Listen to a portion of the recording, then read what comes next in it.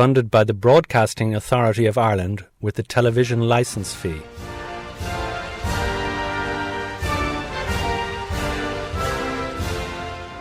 I'm Paul Wright and you're listening to the third programme of Greening the White House, the 7-part series which explores the island of Ireland ancestry of various US presidents, with a key focus on the ancestral homesteads and locations linked to them in Ireland.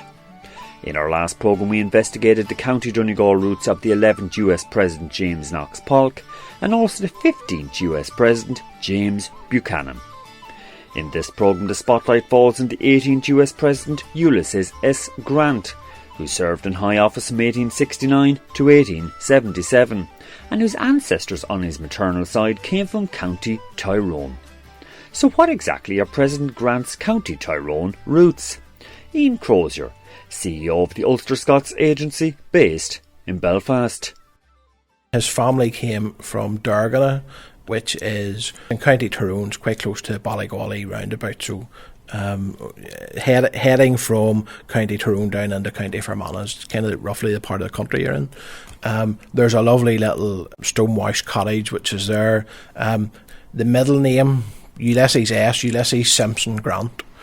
He wasn't born with that middle name. It was an accident at military college that he ended up with an S in the middle of his name, and then he just said, well, Simpson, right? Because that's what his mother's middle name was. So then, of course, the Simpsons had come over from Scotland, and you can go there today. You can see the little cottage. And as Ian Crozier just touched on, the Simpsons were of Ulster Scots stock, being descended from those Scottish people who migrated to Ulster during the 17th century. Now at this juncture I decided to pay a visit to the Grant ancestral homestead situated in Dergana near Ballygawley in County Tyrone, in order to find out more. Here's how I got on there. I'm just after arriving in here now into a beautiful abode here in County Tyrone, the bird song in the background there. And who am I talking with? I'm Ted. I'm the warden up here at the Grant homestead here. Ted Sharkey, am I right? That's right, yes, that's right. Now Ted, what is the Grant homestead here in County Tyrone all about?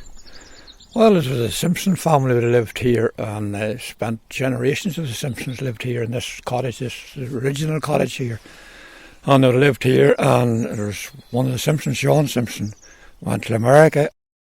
And that John Simpson would have been the great-grandfather of the 18th US President Ulysses S. Grant. So when exactly did John emigrate from County Tyrone to America? Ted Sharkey. John emigrated. He was born here in 1738 and he left here when he was 22, so it would be 1760. He left. I suppose he thought there was a better life over there. There was for him in the States in America, and he could see no future here. So he went in 1760, he arrived in America. So this is before the American Revolutionary Wars. He heads out to the United States, leaves the home here in County Tyrone. Now before he left in his early 20s, how would the family have survived? What were they, farmers or what? Yeah, they were farmers. Well, we know the Simpsons arrived here in Ireland from Scotch Presbyterians or Ulster Scots, and arrived in the early 1600s. We're not sure when they arrived in this cottage here in Dergana, but later on in the 1600s they arrived here in Dergana in this cottage here, and there's a small farm here, 10 acres, and they farmed here, which at that time then, this here belonged to the landlord's time, and this here was part of the Werner estate. He was an English landlord, and the Simpsons farmed here anyway. But they didn't own the land, they leased They didn't own the land, no. It was part of the Werner estate, and Werner had a man working for him here, just about a mile from where we are standing, a man named Crossley. He was the agent for Werner, and he lifted the rent. Werner was a big English landlord, he lived over in England. He had a country house here at Werner's Inn, and Werner's Bridge is still here, named after that man, Werner's Bridge, Werner's Inn, and Crossley lifted the money for him, the rent, every 6 months. Werner come home over to this country house twice a year, and Crossley had the rent lifted for him. But when Crossley was around lifting the rent here off the Simpsons and different farmers in this area, all the different cottages in this area lifted the rent, he would have noticed maybe a few extra hens maybe the children had a new pair of shoes or something. So he reported back to Werner, upped the rent then, they put the rent up. So I suppose John Simpson as a young man was living here and he could see this and he thought, what future is there here? For if they were prospering and doing well, Werner put the rent up. So there was no future really, you're just an existence. So I suppose he thought he would get away out of it and he went to America. And County Tyrone historian Jonathan Gray had this to say about the mindset of young emigrants like John Simpson in 18th century Ireland. If I go to America, I'll have more money. I'll have a greater legal freedom. I won't be treated as a second class in the colonies, and this is long before American independence, as I do here. I will have greater freedom. So it's really, in a kind of a way, it's a common sense for them.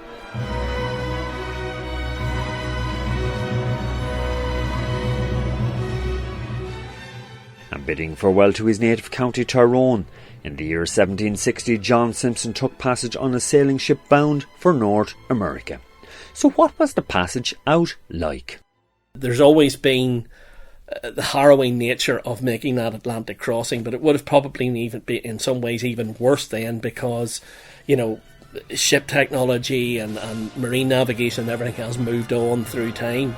And it probably would have been a longer crossing in those days, and a lot of them never made it, to be perfectly honest.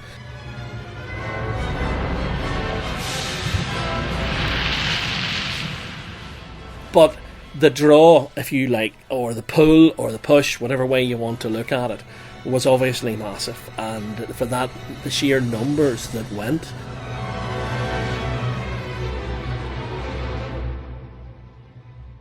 John Simpson went to America, and he was 22 actually when he went to, and he settled down there in America, and a short time after that he met a girl which was natural enough, and he married.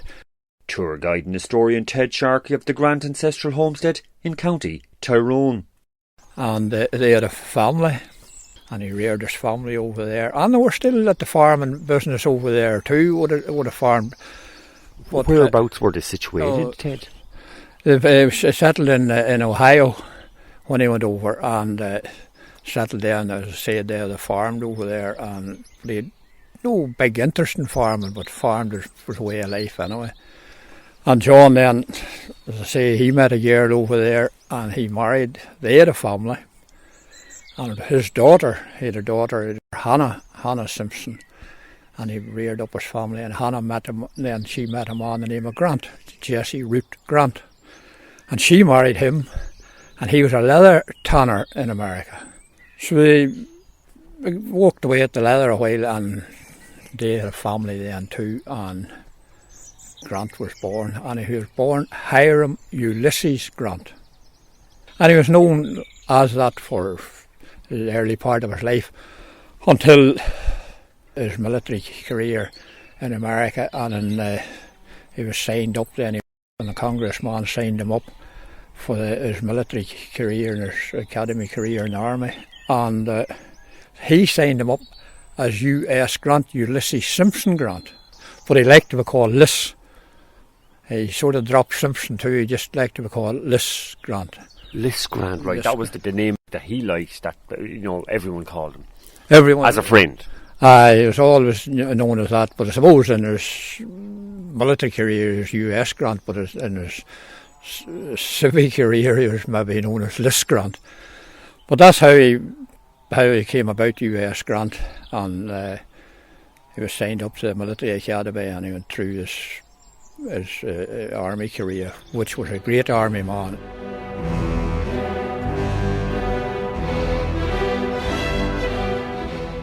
And the war in which Grant cut his military teeth, so to speak, was the Mexican-American War, which lasted from 1846 to 1848. Dr. William Rolston of the Ulster Historical Foundation, based in Belfast. Grant was someone who, you might say, as a soldier, initially during the Mexican-American War, he certainly showed himself comfortable in the role of a soldier. He showed considerable promise. He enjoyed being a soldier. This would have been Mexican-American War, 1840s. Yes, 1840s. And but When he left the army in the 1850s and went back into civilian life, you have to say he was really a failure. He failed at virtually everything he did as a civilian. And in 1861, at the outbreak of the American Civil War, he's working in a shop owned by his father. So he's not someone who shows tremendous promise, or he's not someone you'd imagine as being a real leader. But it's remarkable that in 1861, at the outbreak of the war, he's working his father's shop. He rejoins the army, and 3 years later, he's the commanding officer of the Union Army. I mean, that's a meteoric rise by any standards. To be, to be basically a shop assistant, and 3 years later to be the commander-in-chief of the Union Army in the American Civil War. Really quite astonishing when you consider where he started out and where he was by not even by the end of the war, but by the latter part of the war.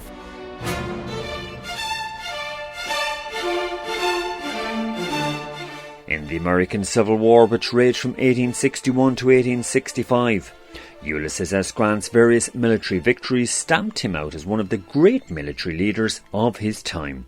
Ian Crozier.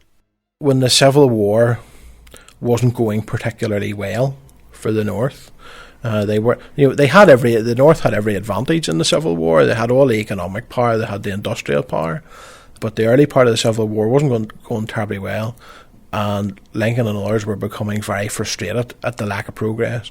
They eventually turned to Ulysses S. Grant. He didn't have a fantastic reputation.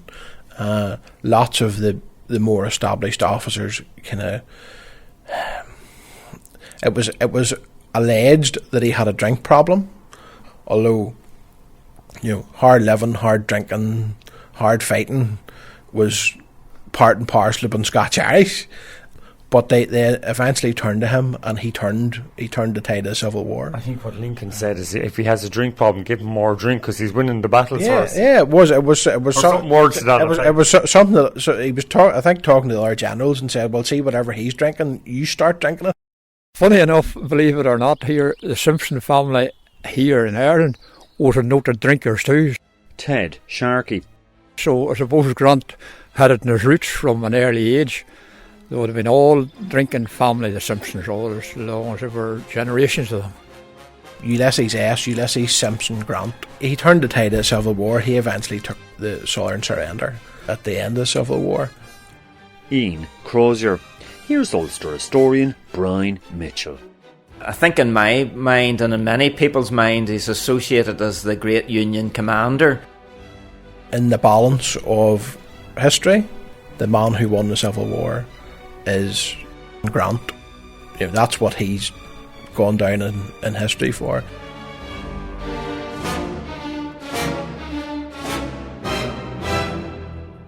So how eventually did Grant end up becoming President of the United States? William Ralston. In 1868, just 4 years after he becomes the commander of the Union Army, he is elected President of the United States. In fact, he's the second man to become elected President of the United States who had not previously held elected public office. And that in itself is quite a remarkable story as well.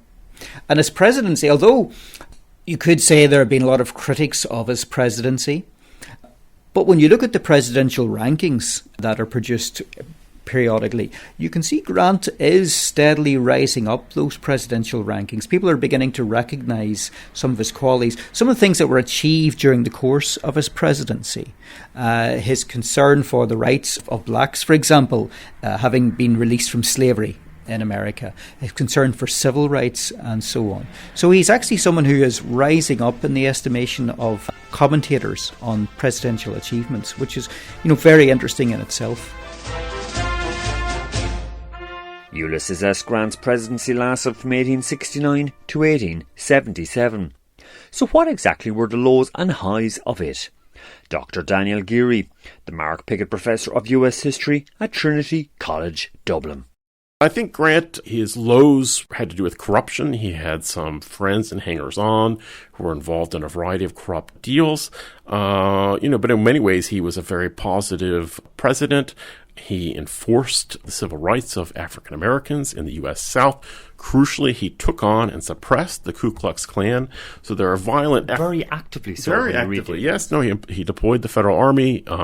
He took the threat as very real. There was efforts by white Southerners to put down African Americans who had won the right to vote and indeed were ruling in state governments in coalition with whites.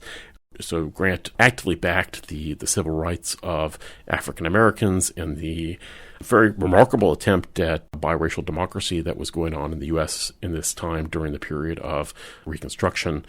And this is quite remarkable because it doesn't extend past Grant's rule. Once Grant is no longer president, basically that kind of collapses, and eventually you get the emergence of Jim Crow, and blacks are effectively disenfranchised in the U.S. South. So he was very effective in that sense.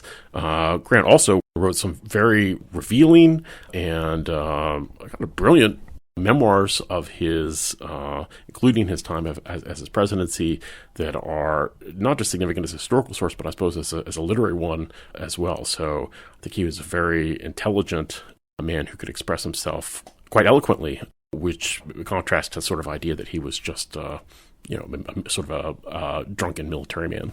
Yeah. Daniel, what would be his ultimate legacy? I think Grant's legacy, it's being considered differently. He used to be considered sort of in a more negative sense because of the corruption in his administration, but I think his legacy now is considered to be a very positive one for having won the Civil War, but also for his role in enforcing black rights in the South during his rule. Where would he rank in the presidential ratings list, so to speak? Yeah, I think he wouldn't have been seen this way before, but now I think he's not on Mount Rushmore, but he's definitely toward the top. He's in my view, he's certainly a top 10 U.S. president.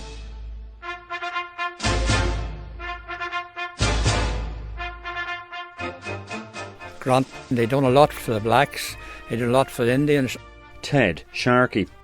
He was for the ordinary man. What I'd say he was for the ordinary man. He worked for the Indian and the blacks and all that, and he worked for the ordinary people, which a lot of people just into power now, they forget about the ordinary fella on the ground. And after serving 2 terms as president, Grant decided that a world trip was in order. By then he was among the most famous Americans in the world. Now, believe it or not, on that world trip, Grant actually visited Ireland. Historian Brian Mitchell of the Tower Museum in Derry City. 2 years away from 1877 to 79. So he arrived in Dublin, I think, on the Friday, the 3rd of January. Stayed in the Shelburne Hotel for the weekend. Got the train, the Great Northern Railway train, up from Dublin to Derry on the Monday morning. Arrived at 2 o'clock on the Monday afternoon in Derry. Was taken to Jury's Hotel where he was to stay on Foyle Street, and then straight up to the Corporation Hall in the Diamond, where at 3 o'clock there was a civic function, and he was presented with the freedom of the corporation for the City of Londonderry. And the address of welcome from the corporation, which stretches to 2 pages, was copied into the minute book of the corporation, and those minute books can be seen both in hard copy and digital copy online. So the people of Derry were naturally enough delighted to see him. And so after his visit, he stayed overnight in Derry, and then he headed to Belfast. And he got off the train in Ballymena and Coleraine and gave small, short speeches. So certainly he looked like he knew how to play the game, as I suppose all politicians do, presidents especially. But again, that would be a little known event in Derry. I suspect if you went around the street and said Ulysses S. Grant was here in 1879, I suspect there'd be very few of them would have realised that. So he certainly had Ulster roots.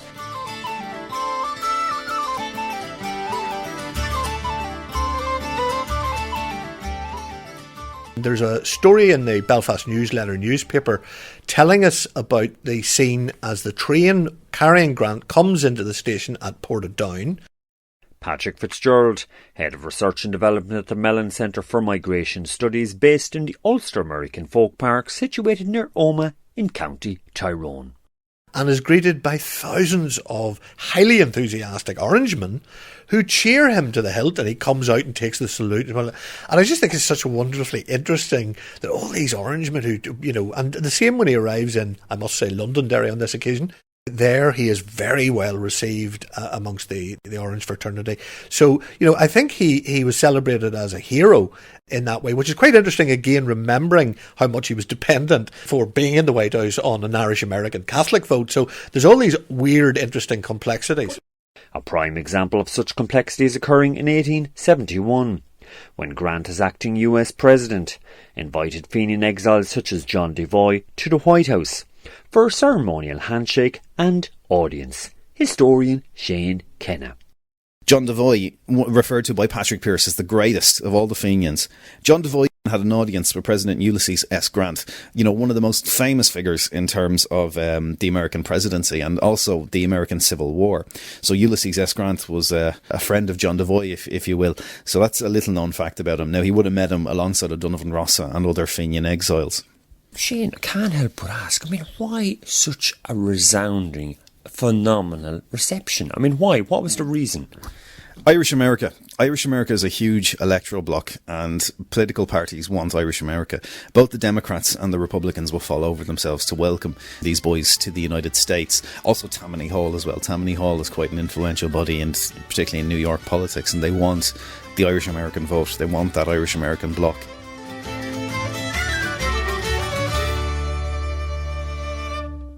And veering away from the complexities of Irish-American history, believe it or not, the Grant ancestral homestead situated near Ballygawley in County Tyrone and open to the public year-round was actually owned by President Grant's maternal Simpson side of the family from the 1600s right up until the 1970s.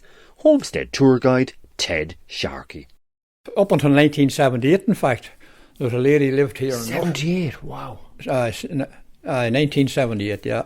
A lady lived here, she was Nurse Simpson, and she lived here in this cottage here until 78, and she passed away in 78. She would have been a great niece of Grant's. And that's phenomenal, isn't it? You'd think of it like John Simpson, Ulysses S. Grant's great-grandfather leaves the house here in the 18th century, and up to the 1970s, the extended family are still living in the original homestead here in County Tyrone.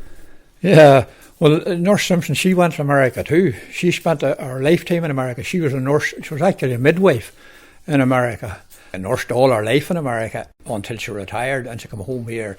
I presume she retired in her 60s or whatever. And she lived here for another 30 years. She was 96 when she passed away. So she spent 30 years of her life in this cottage after retirement. But if you look around the cottage here, you'll see where we are standing, have mud floors. The floors are mud. This is actually a mud-packed floor, is it? That's hardened down over the decades. That's right. They would have took what they call the subsoil. They went out and you took the topsoil off in the field, and then you go down into the subsoil and they brought that in and put it down. Ted, you could have fooled me. I was sure that was cement or some hard mixture. It's as solid as a rock, isn't it? It's hard as a road. You can hear that there. It's just wow, they knew how to do it, didn't they? That's the way it is.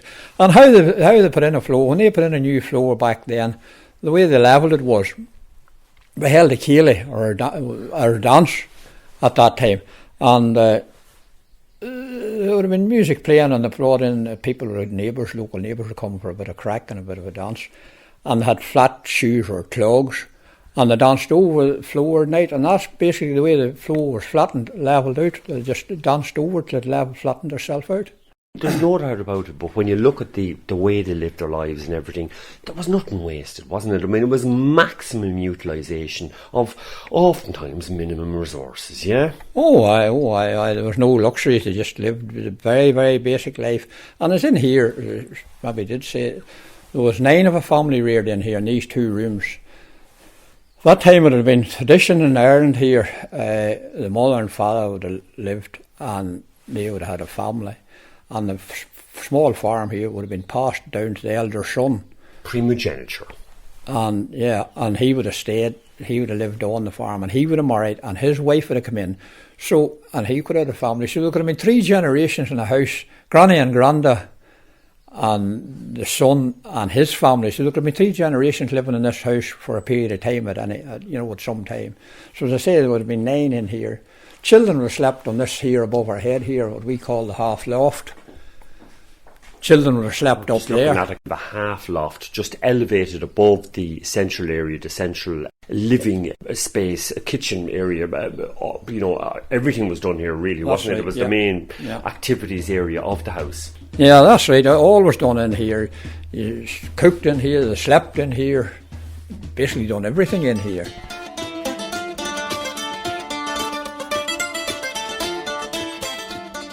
And here's who else I met during my recent visit to the Grant Ancestral Homestead in County Tyrone. I'm Genevieve Bell and I'm the Tourism Development Officer with Mid-Ulster Council.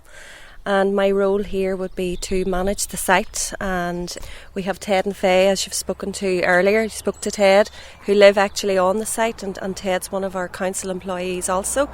So it's a beautiful site, as you can see here today. It really is, Genevieve. I mean, we're just looking across here. You've got the playgrounds, you've got the beautiful gardens, but compact, but everything is in it, the full package. Everything's here, especially absolutely. For the family. Yeah, come along here for a couple of hours, and there's actually a barbecue area up the back there as well, so you're very welcome to use that if the family wish to do that. And Genevieve, you were saying that you get a lot of kind of school groups as well. In recent years, you've had good big assemblies and all that kind of thing. Tell our listeners. We do. We run an annual Teddy Bears picnic here every year, and that's focused at nursery and primary 1 and primary 2 level. So we put on exercise and magicians and things like that for the kids. So it's like an end of year trip for them out before they finish school for the summer, and we have up in about 500 children who come to the site from the different schools. I'd say it's a mini mayhem. It is. But it's very well run. We've been doing it for so long now. We've been doing it probably for up on 30 years. So it's a great day out for the children, and we tend to have schools coming back year on year because they enjoy it so much. We also would offer, if there was a school in particular, maybe was focused more on history and heritage, we certainly could facilitate that too. We have an education officer within the council, so that's something that, if a school was particularly interested maybe in US presidents and wanted to visit the site, we certainly could accommodate that for you. And to discover more about the island of Ireland ancestry of other US presidents, then make sure to catch our next number 4 programme in this 7-part Greening the White House series, when we'll be visiting the County Antrim ancestral home of the 21st US President Chester Alan Archer, as well as the County Tyrone ancestral home of the 28th US President Woodrow Wilson.